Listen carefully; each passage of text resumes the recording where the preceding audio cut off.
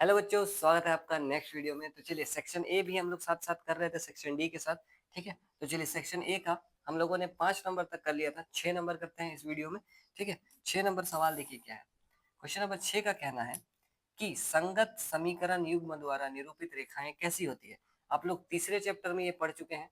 3 तरह का रेखा के बारे में आप लोग पढ़े हैं वैसे। ठीक है, 3 तरह का रेखा आप लोग पढ़े हैं। हम तीनों रेखा आप लोगों को एक बार बता देते हैं। देखिए, सबसे पहले आप लोग पढ़े थे प्रतिच्छेदी रेखा के बारे में। क्या होता था प्रतिच्छेदी रेखा? इस प्रकार से एक रेखा है, मान के चलिए एक रेखा और इस प्रकार से, चलिए दोनों आपस में कट रहा है इस जगह पर। ऐसा रेखा को जो आपस में कट जाता था इसको हम लोग प्रतिच्छेदी रेखाएं कहते थे। ठीक है, बढ़िया बात है।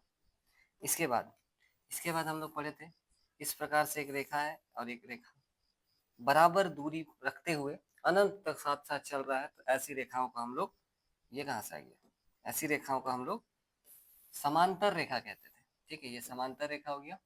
और एक रेखा और हम लोग पढ़े थे कि ये एक रेखा है। ठीक है, और इसी के ऊपर ऊपर अगर एक और रेखा पार हो जाता है, ठीक है, इसी के ऊपर देखिए एक रेखा और आया। ठीक है, ये तो रेखा है। एक रेखा, दूसरा रेखा आया जो कि एकदम इसी के ऊपर पार हो गया, एकदम ऊपर ऊपर। तो ऐसी रेखाओं को हम लोग क्या कहते हैं? ऐसी रेखाओं को हम लोग संपाती रेखाएं कहते हैं। ठीक है, ये वाला जो हो गया ये संपाती था, अगर आप लोग भूल गए हैं तो ये संपाती रेखाएं हैं। ठीक है, ये जो है ये है समांतर रेखाएं, समांतर रेखाएं। और ये जो है ये है प्रतिच्छेदी रेखाएं,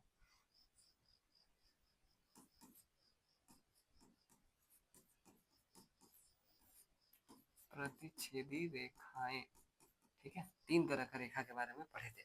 अब इसमें से कोई संगत होता था और कोई असंगत होता था। ठीक है, अभी तक तो हम लोग क्वेश्चन नहीं पढ़ेंगे क्या बोला गया है।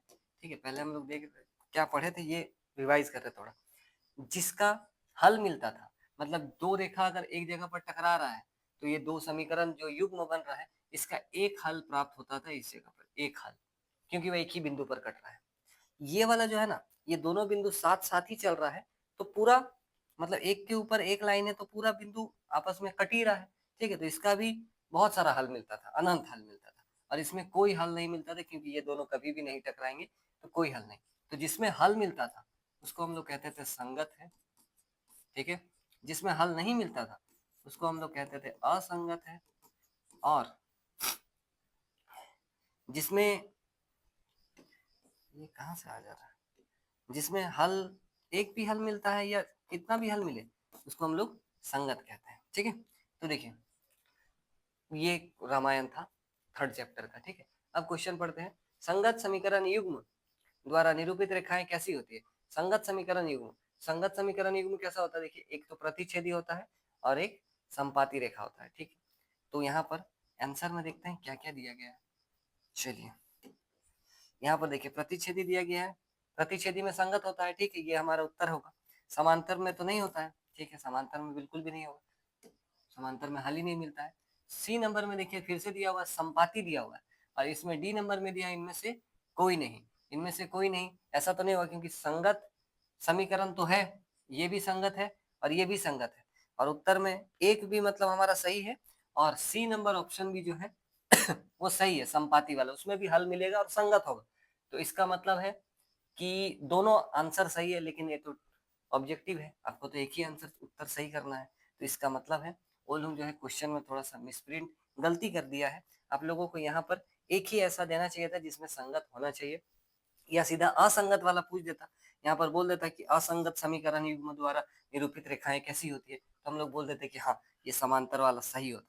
लेकिन इस केस में प्रतिच्छेदी भी सही है और साथ ही साथ ये संपाती वाला भी सही है। तो ऐसा क्वेश्चन परीक्षा में नहीं आएगा, टेंशन मत लीजिए, आंसर एक ही होगा। और अगर गलत क्वेश्चन आ जाता है तो जरूर उसका कुछ उपाय बताया जाएगा, या फिर उसके लिए सभी को नंबर दे दिया जाएगा। ठीक है, तो इसके लिए फिलहाल तो इस सवाल के लिए उत्तर अपना क्या होगा, इसका उत्तर ए भी होगा और इसका उत्तर सी भी होगा, दोनों उत्तर सही है। ठीक है, चलिए चलिए, कुछ डाउट तो नहीं होगा आप लोगों को, थोड़ा सा रिवाइज भी हो गया। इसलिए थोड़ा सा ऑब्जेक्टिव का है, मुझे पता है ऑब्जेक्टिव का 1 नंबर का सवाल है, इतना कुछ बताने का मतलब नहीं बनता, लेकिन फिर भी अगर आप लोगों में से कोई पहली बार देख रहा है वीडियो को, ये सब नहीं जानता है, तो फिर थोड़ा समझने में दिक्कत होता है, सीधा बता देंगे तो इसीलिए थोड़ा सा रामायण बताए हैं, ताकि थोड़ा सा तो दिमाग में कुछ जाए। चलिए मिलते हैं अब आप लोगों से नेक्स्ट वीडियो में।